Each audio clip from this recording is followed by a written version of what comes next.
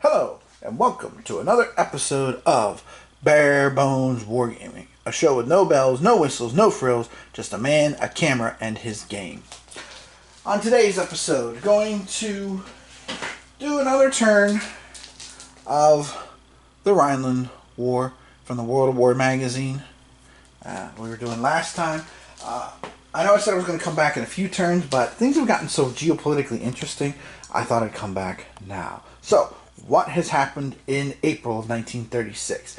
Well, in a nutshell, here is the deal. Let's zoom in here a little bit. Okay. So, you can see over here that I have the Italy marker here. That's because Italy is neutral now until invaded. The Allies picked that crisis chit. Oh, speaking of the Allies, too, I realized afterwards, I think I pulled maybe one less chit than I should have for the Allies. Although I haven't reviewed the video, I'll be honest about it. But I think I may have done that, so, yeah, from the first video. The other thing is Belgium has declared its neutrality. So Belgium is neutral until invaded. This is good for Germany because that will keep the French from sweeping through there if they decide to try that route. Now the bad news, of course, for Italy's situation is the French now can swing northward with those forces. They don't have to worry about Italy because Italy's not going to come into the game unless basically they're attacked, and they're obviously not going to be attacked by the French. Why open up another front for yourself? The other big news is Britain has joined the fray. So the British and the French have been making some plans and doing some plotting here. Yeah, so we'll talk about that in a little bit. Elsewhere, things are quiet. There was a putsch marker pulled for Germany, but Germany easily passed that. And I also have a PSYOP marker available to use too if I need it for Germany.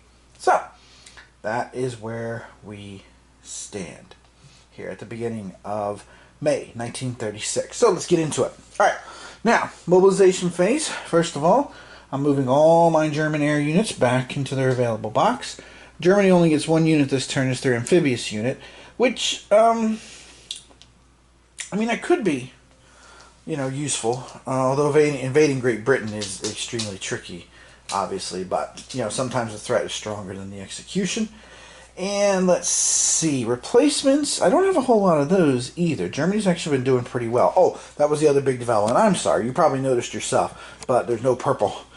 Czechoslovakia has been conquered. And if you're wondering why the Sudetenland is empty, I am using that variant where you don't have to occupy a crisis center to keep it under your control.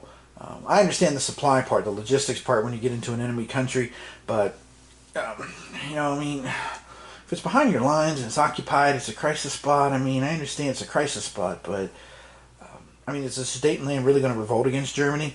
I think not. So, that's my rationale for that. Now,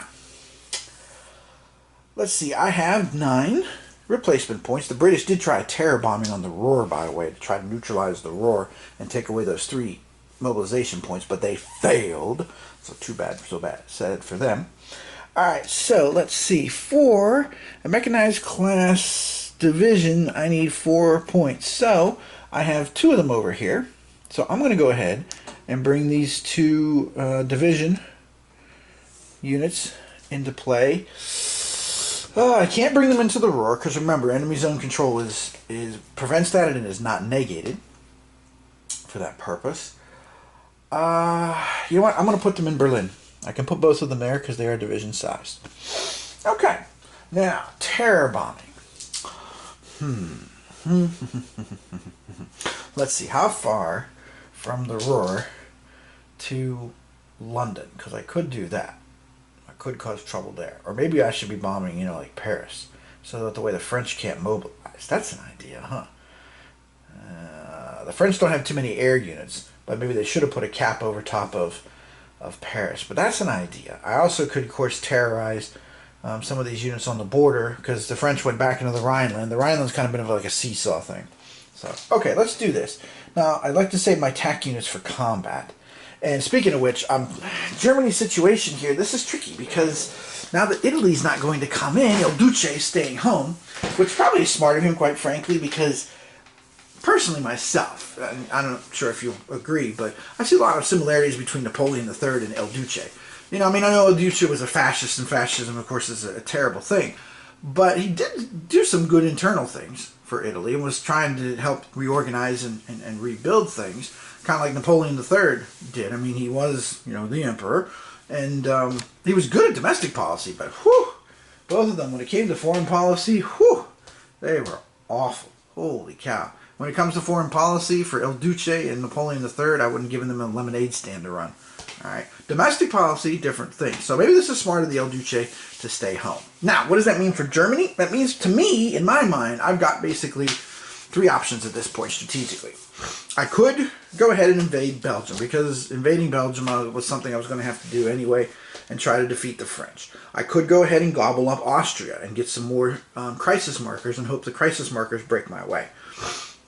Or, of course, I could attack Poland. But since there is the possibility that Poland could become an Axis ally still, because the conditions for Poland, as far as when their marker is pulled, if it's pulled by the Axis, then if there's German units in France, they become an allied country. But otherwise, Poland becomes an Axis country. And of course, Poland becomes an allied country if the Allies pull. So here's what I'm going to do. I think I'm going to attack Austria, to be honest. I think that's what I'm going to go here and try to knock out Vienna, knock out, there's the other city that's there. Is that Linz? Whoops. Sorry about that, everybody. Yeah, it's Linz. Well, actually, their only mobilization center is Vienna, so I don't even have to knock out Linz. Because basically, when it comes to the crisis phase, if you control a country's, all their mobilization centers, they surrender. They throw in the towel. Stick a fork in them, they're done. So let me just double check that now that I said that out loud. Yeah. Player occupies all mobilization hexes of an enemy country. So it doesn't have to be every city. So forget Linz. Alright, we're going after Vienna.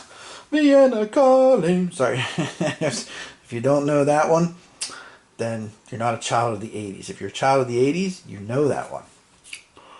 Although you probably know, you're probably better acquainted with Rock Me Amadeus. But anyway, moving along. So, I'm going to attack Austria. Try to get some more crisis markers. Hope the crisis markers break my way. That's my plan. So, terror bombing. I am going to terror bomb the Rhineland to see if I can reduce them and try to get back into there. I'm going to, let's see, do I have space? 1, 2, 3, 4, 5. Yes. I'm going to terror bomb Paris and try to knock that out as a mobilization center. And actually, you know what? Since the British are on the coast here, I'm going to bomb these guys here at Harwich and try to put them out of supply. So that way, if they do decide to land in Germany, yeah, they're going to get a rude awakening. All right, here we go. So we'll start in the Rhineland. So +1. There's no anti-aircraft gun around. 4 and 1 is 5. Yes, terrorization. Awesome. Well, at least in game context, it's awesome. I mean, that's what I was shooting for this little seesaw warfare. Because again, if I can draw these markers, and especially if I can draw the Polish one, that would be a big help. Alright, we're going to Paris. Paris didn't work out so well. 2 + 1 is a 3. No effect. And now, hello mate. We're going to come over here to, what's the name of this place? Oh, let's say, it's Harwich. Alright. We're going to go ahead and bomb Harwich. Alright. Sorry for my bad accents. I'm a little wound up and wired for sound this morning. Hey, 5 + 1 is 6. Kaboom! Terrorized. So they're out of supply. I'll have to check the amphibious rolls and see if they can even move, to be honest. They may not be able to. Who knows? Okay, so that was a good terror raid. Alright, now, time for movement. Let's see. Well, I really don't like the idea of the Ruhr being undefended. I'm going to be honest about that. That kind of frightens me. So, let's throw up things over here. So, let me start. I'm going to exit enemy zone of control and come back in to occupy the Ruhr because I need that defended. Let's see now here. What should I add to that hex? I got 2 armored divisions there. But I've been leaving them up there because I'm still thinking about swinging through the Netherlands, and the British and the French, if they land, I want to be able to counterattack them right away. So let's see, maybe we'll leave that be.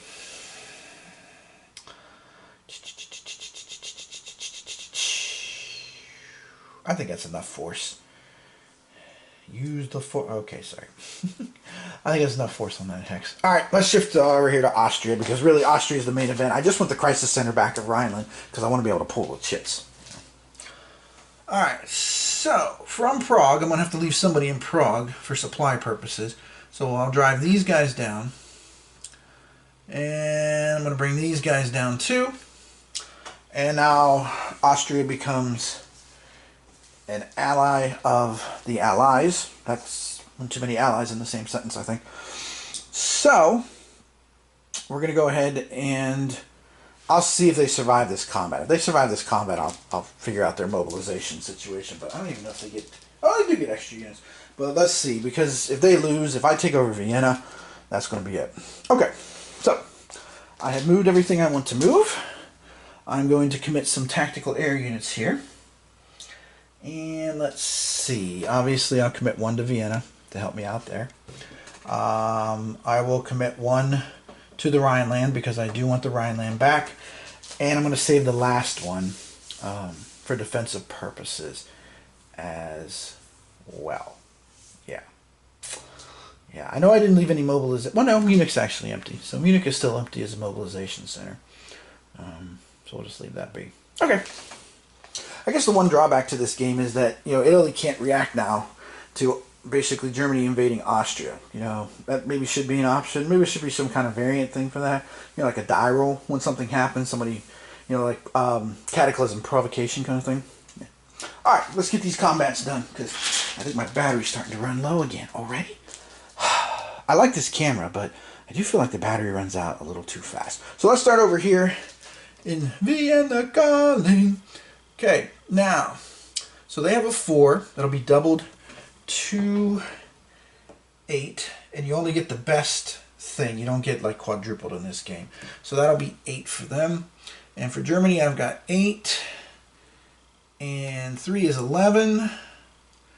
And let's see, 11 and 12 is 23 to 8. So that's going to be, let's see, 8 times 3 is 24. So that's going to be on the 200% column. I do get to use the mechanized, and my TAC air allows me to move it over to the 300% column. So let's see what happens. Oh, that's bad. MD, mobile defense. All right, let's see what happened here. So eliminate one attacking mechanized unit. Oh, no. Yeah, well, you know what? Oh, I meant to leave him in Prague and bring the other guy. Whoops. Oh, well. What are you going to do? All right. So, eliminate one. All defending units retreat 1 hex. Well, you know what? That's fine because that actually serves my purpose of kicking them out of Vienna. And then surviving attacking units may pursue 1 hex. So that's what I'll do. I'll move one of these core units here. And now I get another crisis center, so that takes me up to 3. As soon as I find the 3 on my 10-sided die here, there we go. Alright, good deal. Alright, other battle over here is at the Rhineland. So, I terrorized them, which is good. So that would reduce them down to 4, but they're behind a river, so that bounces them back up to 8. So I've got 1, 2, 3, 4, so 16 to 8, that's 2 to 1. And I have my TAC air unit committed. So that'll be 200%, 300%. And I can use the mobile again because I have a mobile unit. And basically, the only time that the mechanized one combat result is not allowed is against the fortification. That's it. Alright, here we go. A 6, that's more like it. That's what I'm talking about. Alright, overrun. Defending unit is eliminated. Perfect. Or as the kit used to say, is perfect. So, that overruns that. Cool. Alright. Surviving defending units retreat 3 hexes. Nobody there. Attacking mech can pursue 3. Well, the problem is I can't pursue really anybody here. So I'm going to go ahead and bring that infantry unit in. So that will increase Germany's crisis ability now up to 4 or bases and reduce France back down to 1 now, Alsace-Lorraine. Okay, those were successful. All right. Rally phase for the Germans, because I'm basically done. I just wanted to fight those 2 battles, get those 2 crisis centers back. And again, crisis centers are how you win the game. That's the big victory points. Okay, so remove terror bombing from Axis units. Nope. Allied remove cap. Nope. Axis places attack that will perform cap. Yep. I'm putting it over top of the Rhineland again. Okay. Crisis. Now, the crisis phase, Vienna is occupied. So, Austria is knocked out of the war. And now I will get that crisis center as well for Vienna. So that will actually take me up to 5 crisis centers I have occupied now. Let me do my count and make sure. Vienna, Sudetenland, Bratislava, the Rhineland, and or maybe it's only 4. Oh, no. Yeah, I guess it's only 4. Hold on.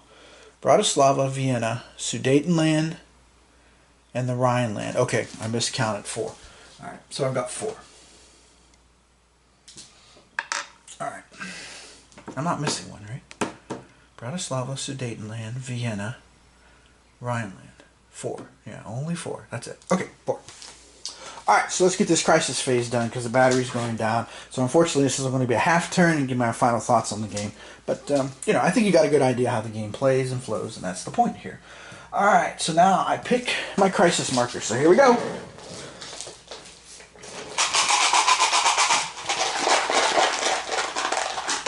So I get to pick 4. 1, 2, 3,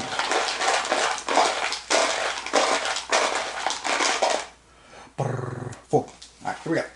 Let me zoom in, just like I've done for you before. That way you can share my anguish and joy here, at least as the Axis player. Share my anguish and joy. Alright, here we go.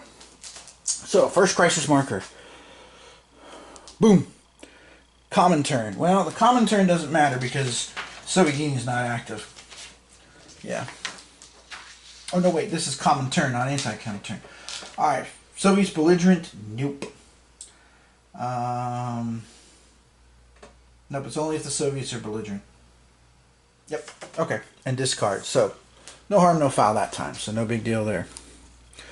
Oh, look at that. My strategy paid off. Poland. Polski. Polski has done the unthinkable. Poland. Axis pick. If German units are in France. Wrong. Sorry. I know. I like the genie from Aladdin, I'll be honest. Poland becomes an allied country. Otherwise, Poland becomes an Axis country. So, instantaneously, Germany picks up 2 more crisis centers. Brest-Litovsk and Danzig. To take them up to 6. Whew, that was a gamble that paid off big time. I know. Polish people watching this are probably shaking their head being like, dude, so would not happen. But, from reading that Enemy in the East book, I'm not so convinced. Sorry, no offense. I know there's issues, World War II issues and stuff, but I'm not so convinced from some of the foreign policy that was going on. Unless, of course, you accept the premise that Pilsudski was just playing around with Hitler and he wasn't being serious. So, alright. Next, what in the world? This one's agitation among the Volksdeutsch. Alright. 5th column unit in any one of the following belligerent. Austria, nope. Baltic states, nope. Czechoslovakia, nope. Poland, nope. Yugoslavia, nope. Okay, so nobody's belligerent. So no 5th columns. Alright, and the last one. Romania. Let's see what Romania is going to do. I think they're joining the Allies. No, Romania becomes an Axis country. And Romania has Bessarabia and Polesti. Whoo! The German juggernaut is rolling. It's starting to look like Deutschland über alles. Okay, so I'm almost out of battery. So bottom line is this. This is a fun beer and pretzels game. If you like alternate history, check this out. Where am I going next? Well, I'll tell you what. Check the comments under this video, because I'm sticking with my what-if stuff. And if you're interested in what-if things and you have a game to suggest, by all means, please share. And if I have it, I'll play it. Tim Korchnoi for Bare Bones Wargaming saying thanks for watching, and I'll see you next time.